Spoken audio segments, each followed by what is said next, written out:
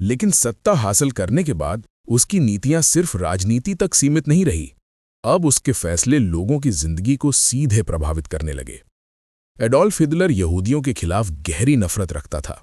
वो बिना किसी ठोस सबूत के उन्हें जर्मनी की हार और आर्थिक समस्याओं के लिए जिम्मेदार मानता था। सत्ता में आने के बाद उसने उनके अधिकार छीन लिए, उन्हें समाज से अलग कर दिया और उनके साथ भेदभाव बढ़ता गया। द्वितीय विश्व युद्ध के दौरान यही नफरत एक भयानक रूप में बदल गई, जिसे होलोकास्ट कहा जाता है, जहां लगभग 60 लाख यहूदियों की हत्या कर दी गई। एडोल्फ हिटलर अब सिर्फ जर्मनी के अंदर बदलाव से संतुष्ट नहीं था। वो जर्मनी को एक शक्तिशाली देश बनाना चाहता था, जिसके पास ज्यादा जमीन, ज्यादा संसाधन और ज्यादा नियंत्रण हो। धीरे धीरे उसने अपने कदम बढ़ाने शुरू किए। पहले उसने जर्मनी की सेना को मजबूत किया, फिर उन समझौतों को नजरअंदाज करना शुरू किया जो पहले विश्व युद्ध के बाद जर्मनी पर लगाए गए थे। उसने अपने आसपास के क्षेत्रों पर ध्यान देना शुरू किया, जहां उसे लगता था कि जर्मनी का अधिकार होना चाहिए।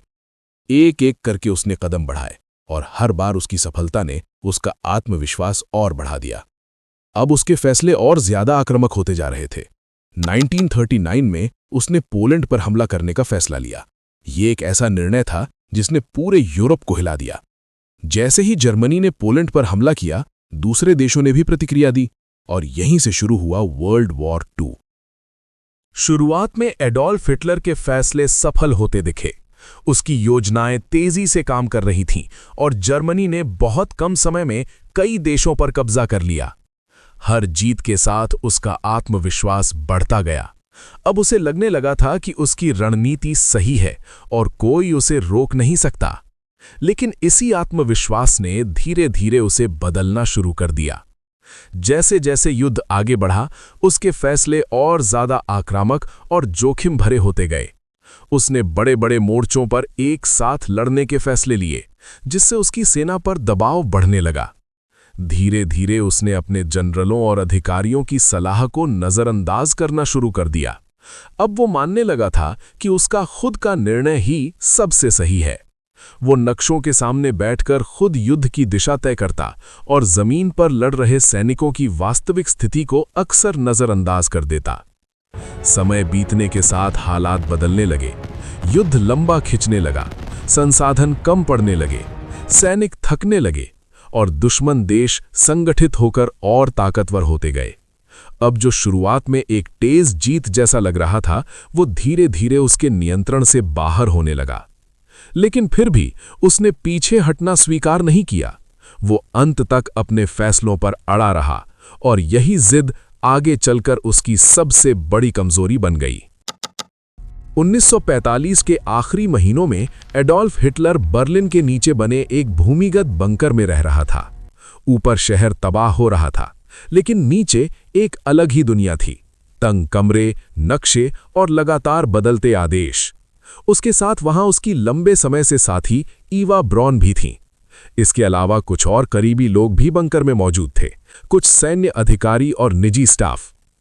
जैसे जैसे दुश्मन सेना करीब आती गई, बंकर के अंदर का माहौल और ज्यादा तनावपूर्ण होता गया। हिटलर अभी भी रोज मीटिंग करता, नक्शों पर युद्ध की योजना बनाता, लेकिन उसके आदेश अब हकीकत से दूर होते जा रहे थे। 29 अप्रैल 1945 की रात उसने अचानक एक फैसला लिया। उसने ईवा ब्रॉन से शादी कर ली। ये शादी बहुत साधारण थी। कुछ गवाह, एक छोटा सा कमरा और बाहर गिरती हुई दुनिया। शादी के बाद उसने अपना अंतिम राजनैतिक बयान विल भी तैयार किया।